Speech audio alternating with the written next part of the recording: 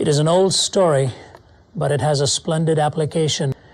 It tells of a sheep herder in New Zealand who woke up one morning to find himself in the horns of a dilemma where he had two mother sheep that were ready to give birth to their lambs.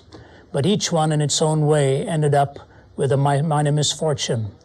One of them had just given birth to its little lamb, and shortly thereafter the mother contracted various problems and died, leaving this lamb without a mother to take care of it.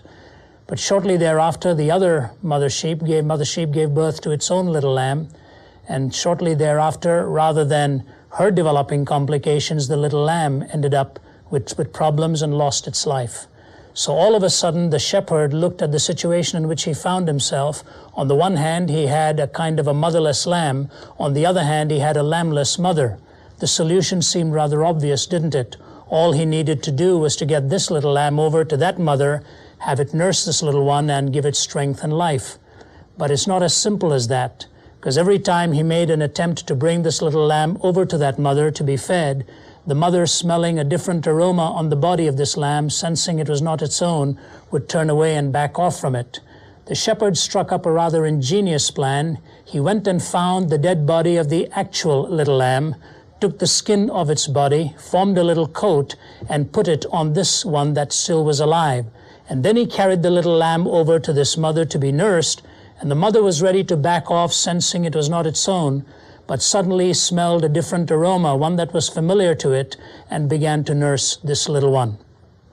This story is a powerful little illustration, but really points beyond itself to the predicament in which we find ourselves as human beings, in a sense of alienation from God.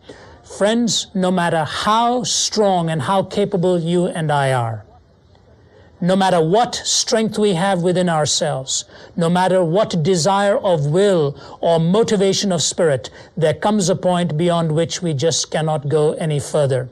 And mankind needs to recognize that in its alienation from God. Let me tell you how Jesus himself described the reason for him being born.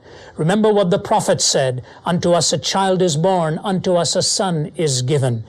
And then it goes on to say this: when Jesus, having lived a pure, spotless life, was faced up with the death of the cross, he said, "How can I turn away from it? For this very cause did I come into the world." What did he mean by that? The cross is that pivotal reason for which Jesus was born, in order to bridge this gap, the gap of separation between God and man.